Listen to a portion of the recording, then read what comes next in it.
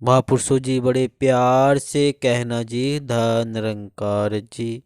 महापुरुषों आवश्यक जरूरी सूचना और एक महत्वपूर्ण जरूरी संदेश जो सभी के लिए बहुत जरूरी है कि हम समागम में गए और समागम का हमने नज़ारा भी देखा, लेकिन हमने कभी माता जी के विचार नहीं सुन पाए क्योंकि सेवा में थे, कुछ कहीं आ जा रहे थे।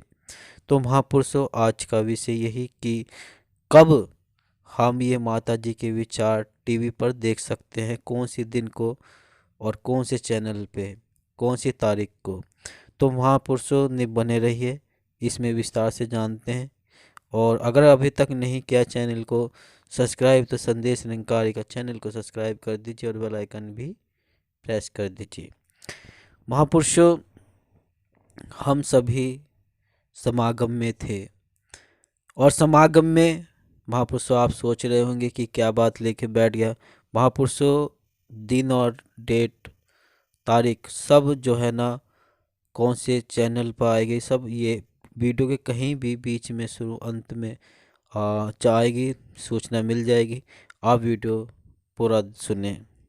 तो महापुरुषों हम जब समागम में थे, समागम में हमने सेवाएं की, दास भी सेवादार है और सभी संत महात्मा भी देख रहा था। दास की कितने कतार से लाइन से सभी संत महात्मा अपनी अपनी सेवाएं को निभा रहे थे।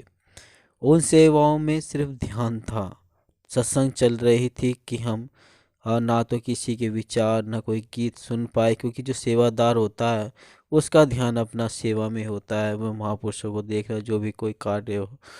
तो कभी कभी ऐसा होता है कि माता जी के विचार भी एक सेवादार नहीं सुन पाता है, क्योंकि हम भी नहीं ठीक से सुन पाए, क्योंकि हमारा ध्यान हम सेवा में कर रहे थे। और साथ संगत भी कभी नमस्कार में होती है तो कभी आती जाती, तो वो सभी पूरा नज़ारा, वो समागम की जो बातें हैं पूर्ण रूप से नहीं सुन पाई होंगी। और कई ऐसे महात्मा संत भी हैं जो गए ही नहीं, घरों पर है, उन्हें पता ही नहीं कि माता जी ने क्या विचार दिए हैं, क्या किस भाषा में, मतलब किस प्रेम से क्या उन्होंने कहा। तो उन्हें वे भी मतलब सात संगतों माता जी के जो विचार हैं, उनकी जो है भावनाएं सुनने को तरसती हैं।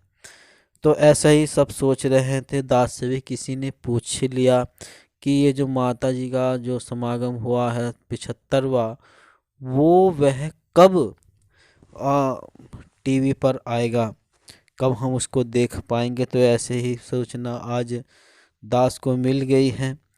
तो दास ने सोचा कि उन्हीं सभी के समक्ष बीच में ये रखी जाए, ताकि सभी संत महात्मा की जो तड़प है वो बेचैनी मिट जाए माता जी के विचार सुन के। तो महापुरुषों हम समागम में 75वें, वो रूहानियत की बातें, वो इंसानियत की बातें, और गुरु वंदना में तो आवाज़ आ रही थी कि तालियां और मुस्कानें संग संग, मुस्कानें तालियां संग संग। तो जब हम यहाँ पर वो सुन रहे थे, थोड़ी वो आवाज़ आ रही थी, क्योंकि हम सेवा दिल्ली के पश्चात ही उस रात को आ गए थे और अगले दिन हमने यह लाइव प्रोग्राम देखा गुरु वंदना का। तो वो हमने सुना। उससे पहले का तो दास को भी ठीक से याद नहीं किसी ने क्या बोला, लेकिन यहाँ पर जब गुरु वंदना हमने देखी तो बहुत ही सुंदर, किस किस जाने किस ने प्रकार से ये सब बातें बताई गई, किस तरह एक सतगुरु को नाटक एक गीत द्वारा नृत्य करके समागम में गुरुवंदना में ये माता जी को रिझाया गया और पिताजी को भी। तो वो प्रयास, उनकी वो लगन, वो मेहनत जब दास देख रहा तो ध्यान आ रहा था कि कितना इन्होंने एक दिन के लिए वह कितना योगदान देते हुए इसकी रिहर्सल की है। ये तो सिर्फ यहाँ एक कुछ 4-5 मिनट का ही प्रोग्राम इन्होंने डांस वगैरह किया और सतगुरु को रिझाया, लेकिन इसको करने के लिए इन्हें लगभग कई दिन से कई घंटों से इन्होंने रिहर्सल की होगी, उसका अभ्यास किया होगा। तो भक्त हमेशा नहीं देखते हैं कि कितना समय लेगा, बट उनका सिर्फ एक ही ध्यान होता है कि हम सतगुरु को रिझा पाए, लुभा पाए अपने नृत्य से, अपनी आवाज़ से और अपने भाव से। तो वह उनकी वह कोशिश वह देख रहा था किस प्रकार उन्होंने वह उसको नृत्य किया और एक नाटक रूप में भी समझाने की हमें कोशिश की।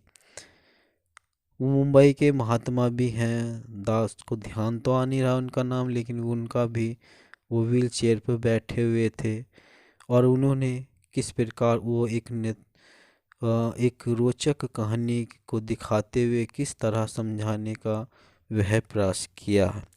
तो महापुरुषों, हमें भी समझना है कि जो मेहनत इनकी रेसल में लगी, हम भी उनके लिए अरदास कर पाएँ कि कितने घंटों और हफ्तों से, कितने दिनों से वे इसका अभ्यास कर रहे थे।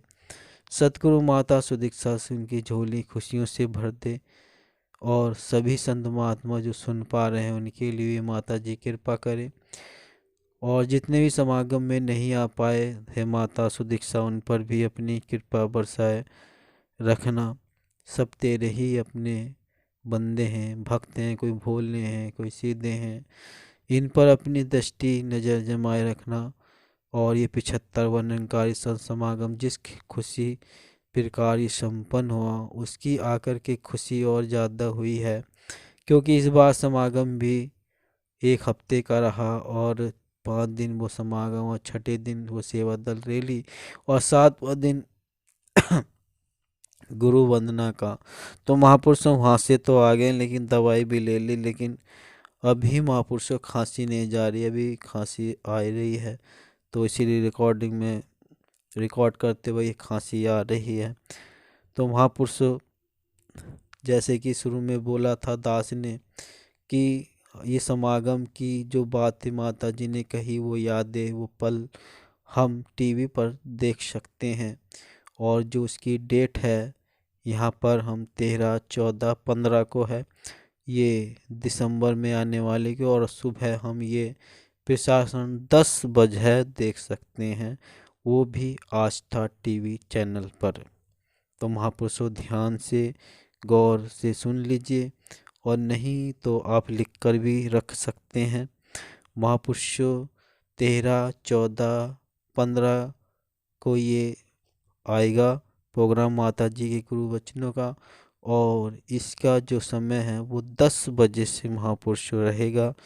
तो आप सभी इस तारीख को लिखकर ध्यान से रख ले, और ताकि उस समय 10 बजे आस्था टीवी चैनल को खोल ले और वो माता जी की पुरानी यादें वो ताज़ा कर लें। क्यों समागम की जो मीठी बातें, हम गए, हम पहुँचे, पहुँचकर फिर हम आए, तो अभी भी ऐसा लग रहा है कि अभी हम समागम में हैं, क्योंकि वो जा ही नहीं पा रही। अभी खुशबू समागम की अभी भी हम महसूस कर रहे हैं, उसमें गोते मार रहे हैं यादों में। तो समागम होता है, दिलों की जो तार हैं वो छिड़ जाते हैं और भावनाएं इतनी बहने लगती हैं कि बस कि मस्ती में झूमते रहे, जैसे दास ने सेवा दल रैली में भी देखा। तो महापुरुषों, चैनल को सब्सक्राइब कर दीजिए और बेल आइकन भी प्रेस कर दीजिए। दास मैं फिर मिलता हूँ नेक्स्ट वीडियो में। धन्यवाद जी।